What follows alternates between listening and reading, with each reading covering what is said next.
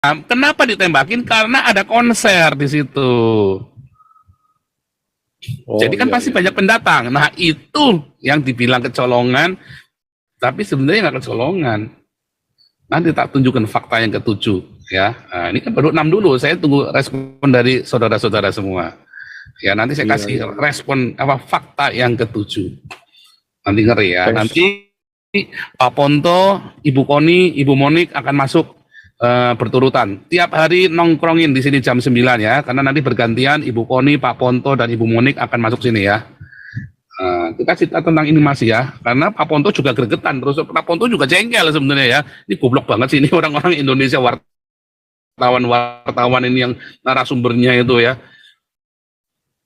Herannya kita dengan media-media di Indonesia ini, berita yang seperti Pak Paul sampaikan tadi itu nggak ada, itu malah yang diberitakan Israel menghancurkan Gaza, kemudian membunuhi wanita dan anak-anak katanya korbannya. Lah ya, korban yang saya lihat sampai tadi malam itu masih lebih banyak orang Yahudi yang ada di Askelon sama di Sderot gitu kan, daripada yang di Palestina.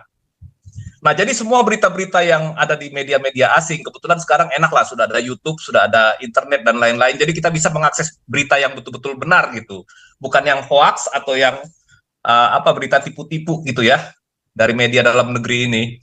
Jadi, itu bisa kelihatan bahwa memang, ya, begitu sadisnya, bagaimana seorang nenek tua itu ya Pak ya, itu disandera, dibawa sebagai tameng hidup nanti di sana. Kemudian belum lagi yang wanita dan anak-anak, bayi 2 tahun itu sampai bayi 2 tahun nangis ya, dijadikan tameng. Papanya bilang begini ya, papanya bilang saya akan datang kepadamu, tapi tolong anak saya dibalikin, saya aja disandera, sampai papanya bilang begitu loh.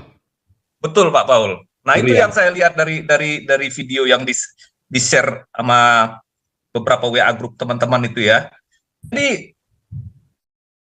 herannya di sini, apakah begitu cara memperjuangkan kemerdekaan?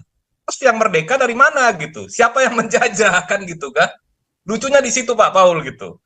Jadi itu yang namanya perjuangan, apa namanya kalau orang Inggris bilang honor killing. Jadi kehormatan dari membunuh. Apakah itu ajaran Tuhan kan gitu kan? Iya. Shalom Pak Paul. Shalom. Ya saya mau nanya ya Pak, berarti di perbatasan Gaza itu penjagaannya nggak ketat ya, makanya mereka bisa masuk gitu ya Pak ya? Ketat. Saya kalau misalnya di West Bank contohnya ya, di West Bank, keluar masuk itu selalu diperiksa. Makanya Anda kalau tur Israel, kalau Anda pergi ke West Bank, ke Bethlehem, itu Anda akan buang waktu 4 jam, sampai 6 jam. Semua buat pemeriksaan aja tuh. Ya 4-6 jam. Jadi setengah hari itu Anda udah buang waktu kalau ke Bethlehem itu. Makanya kalau fellowship sama saya nggak masuk tempat-tempat yang begitu-begitu. Saya selalu ajak yang ringkes dan ya yang sudah ini. Karena kalau masuk ke West Bank itu udah. Nah kecuali kita sudah ditekatin nih 2 hari misalnya. Jadi ke Laut Mati, Bethlehem, sekitarnya. Nah sekalian begitu. Atau sekalian ke Yordania keluar. Nah gitu caranya. Tapi ketat sekali. Saya kan bolak-balik ke masuk West Bank, apalagi ke Gaza, darahnya Hamas. Tapi itu selalu diperiksa, ya, siapin paspor semua. Jadi mereka harus punya paspor, orang harus punya pas. Kalau nggak punya pas, nggak boleh lewat. Dan kalau saya kan mahasiswa, ya, saya punya visa student, jadi saya bisa tinggal di sana lebih dari pokoknya saya bisa tinggal setahun tanpa pulang, ya kebetulan karena saya pulang balik ya karena ada pelayanan di sini. Maka pas saya begitu saya masuk ke West Bank, saya akan ditanya, diinterview, nggak boleh sembarangan. Ya makanya saya juga malas ke West Bank, gitu ya. Iya. Oh jadi ketat dan pasukannya juga banyak kayak pasukan Israel. Ketat, iya ketat. Itu tentara IDF semua. Jadi kalau yang bilang itu tadi, itu kan nggak lewat pintu, tapi lewat kawat, ya kan? Dan itu semua tidak akan diperhitungkan. Mengapa? Karena itu kan sesama orang Palestina, yang satu ex-Palestina, mungkin kakak beradik mereka di situ, yang di seberangi perbatasan, ya, yang tadi ini saya tunjukkan ya. Yang di merah sama yang di hijau itu mungkin kakak beradik kali. Jadi mereka nggak akan nyangka kalau kan ditembakin begitu, mereka nggak nyangka. Nah, kenapa ditembakin? Karena ada konser di situ. Jadi kan pasti banyak pendatang. Nah, itu yang dibilang kecolongan, tapi sebenarnya nggak kecolongan. Nanti tak tunjukkan fakta yang ketujuh ya. Nah, ini kan baru 6 dulu. Saya tunggu respon dari saudara-saudara semua. Ya, nanti saya kasih respon apa fakta yang ketujuh. Nanti ngeri ya. Nanti Pak Ponto, Ibu Koni, Ibu Monik akan masuk berturutan. Tiap hari nongkrongin di sini jam 9 ya, karena nanti bergantian Ibu Koni, Pak Ponto, dan Ibu Monik akan masuk sini ya. Kita cerita tentang ini masih ya, karena Pak Ponto juga gregetan, terus Pak Ponto juga jengkel sebenarnya ya. Ini goblok banget sih ini orang-orang Indonesia, wartawan ini yang narasumbernya itu ya. Nah, nanti yang ketujuh ya, yang ketujuh. Oke, Gajah Mada silakan. Makasih Pak Paul. Ya, Gajah Mada. Ya, selamat malam, Dr. Paul Zwan. Serem ya? Seru ya? Ya, seru ya. Jadi kita mendengar dari orang yang kuliah di Haifa ya. Ya, saya tinggal di sana dan itu memang studinya saya. Ya, sekarang saya yang lebih mendasar karena tadi Pak Jokowi dibilang Jokodok. Karena dia itu kan banyak penasehat, banyak ahli yang bisa dia tanya. Ya, ini saya ngomong ya. Saya nggak ngomong panjang, tapi langsung mendasar banget. Yang ngomong bukan saya, ya. Saya hanya menyampaikan saja. Yang ngomong Perdana Menteri Israel Benyamin Netanyahu. Jadi mungkin Pak Solja kalau mau melakukan riset dari yang kata-kata saya, silahkan. Benyamin Netanyahu mengatakan, itu bapaknya ahli sejarah ya, bapak kandungnya Benyamin Netanyahu itu ahli sejarah. Dia tinggal di sekelilingnya pemenang hadiah Nobel waktu kecil. Karena saya punya bukunya ya. Dan Benyamin Netanyahu itu menyatakan bangsa Israel ya, ini menurut sejarah nih ya. Dari sejak zaman Babilonia, dijajah Babilonia, dijajah Assyria, dijajah Roma, dijajah Persia, dijajah Roma, dijajah Imperium Bizantium, ya. Bangsa Israel itu selalu mayoritas di wilayahnya. Dan selama 3.500 tahun tidak pernah meninggalkan wilayah itu. Makanya ketika Al-Maidah 21 mengatakan bahwa itu adalah tanah Israel dan Israel bukan penjajah dan siapa yang tidak percaya akan terkutuk. Al-Maidah 21. Ya. Saya sudah kirim linknya juga. Jadi Jokowi mikirnya beda. Emang ahlinya dia di mana? Jadi ini ada benang merah mengakibatkan Menlu kita juga jadi kadrun. Kayaknya biang keroknya Jokowi. Terlalu bodoh dia nggak tahu sejarah itu. Nah, terus mengapa setelah abad ke-7, ya, ini Benyamin Netanyahu yang ngomong, abad ke-7, bangsa Israel jadi minoritas. Nah, ini saya bantu riset, kalau saya udah melakukan, ya, karena teman saya nanya. Nah, saya udah menambahkan 8 kali pembantaian etnis atau genosida bangsa Israel di era abad ke-7. Masih banyak yang lain. Ya, jadi, dan pembantaian atau genosida penguasa Muslim bukan hanya ada di tanah Israel. Terjadi juga di tempat lain. Misalnya saya sebut yang terkenal, Hindukus.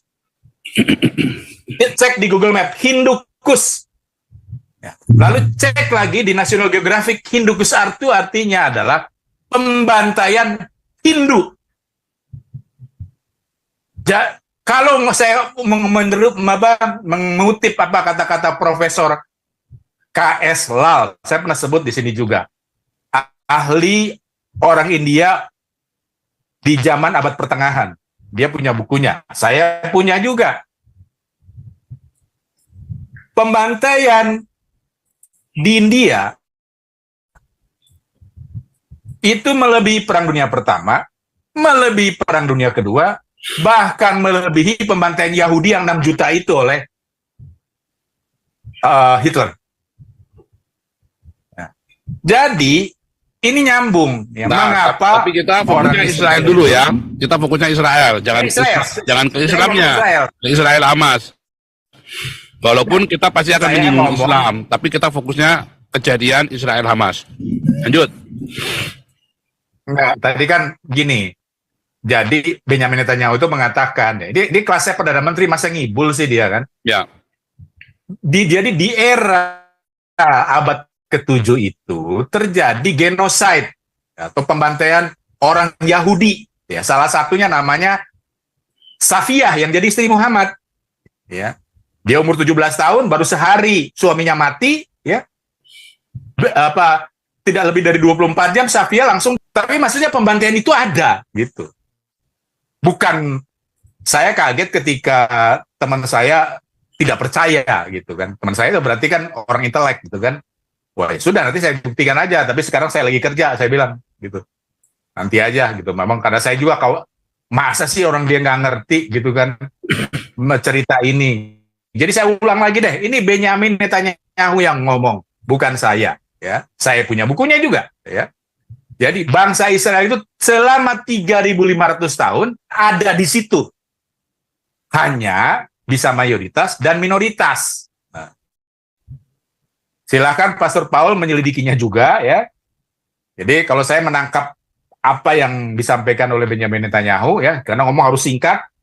Karena masalahnya kan di situ. Jokowi itu menganggapnya Israel penjajah.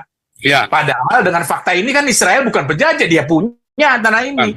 Ya, betul. Apalagi didukung sama nanti kita ulangin ke sana ya supaya jelas. Oh. Nanti akan saya ulangin ke sana asal usulnya ya supaya jelas. Ya, saya cuma ngomong itu aja, Pastor Paul ya. Aja mau ngomong itu. Jadi kohos ya. Oh ya, boleh. Tapi jangan berantem.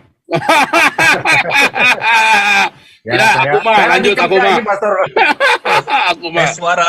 Suara lanjut. asli.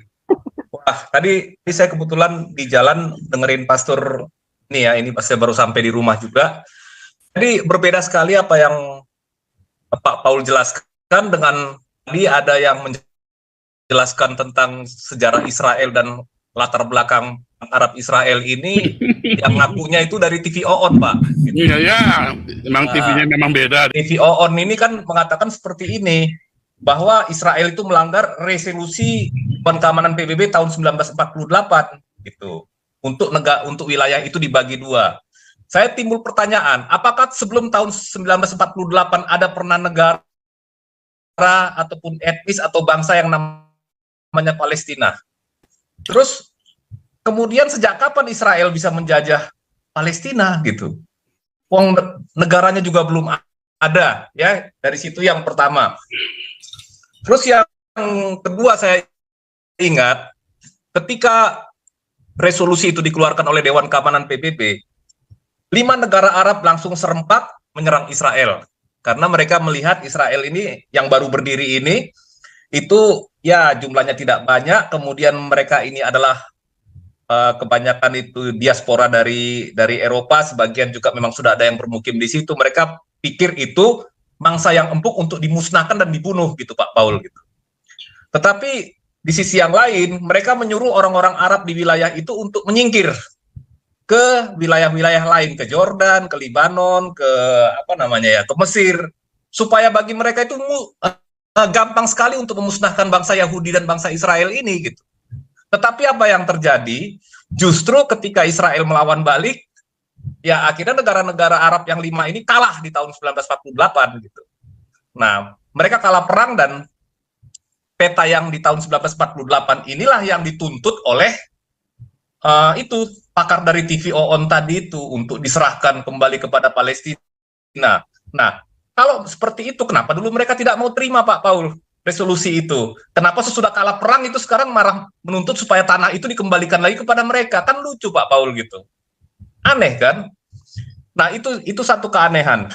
Terus yang kedua, yang saya lihat sih sebenarnya Palestina ini bukan mau menjadi suatu negara maju yang makmur yang bisa mensejahterakan rakyat. Mereka itu ada di situ. Tujuannya hanya satu, Pak Paul. Untuk mewujudkan cita-cita ideologinya untuk menyingkirkan orang Yahudi dari permukaan bumi ini, gitu. Jadi supaya negara Israel itu nggak ada, supaya negara Israel itu musnah dan diusir ke laut, gitu. Tujuannya hanya itu kok. Mereka bukan mau hidup berdampingan secara damai.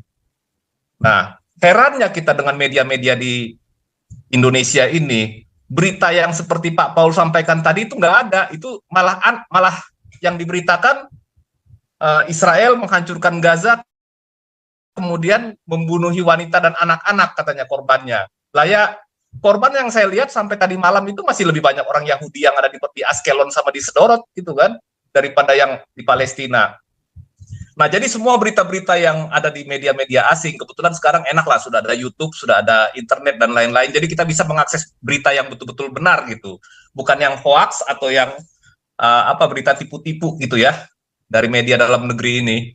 Jadi, itu bisa kelihatan bahwa memang ya begitu sadisnya bagaimana seorang nenek tua itu ya Pak ya, itu disandera, dibawa sebagai tameng hidup nanti di sana. Kemudian belum lagi yang wanita dan anak-anak, bayi 2 tahun itu sampai bayi 2 tahun nangis ya. untuk dijadikan tameng. Papanya Itu bilang begini ya. Pak Paul.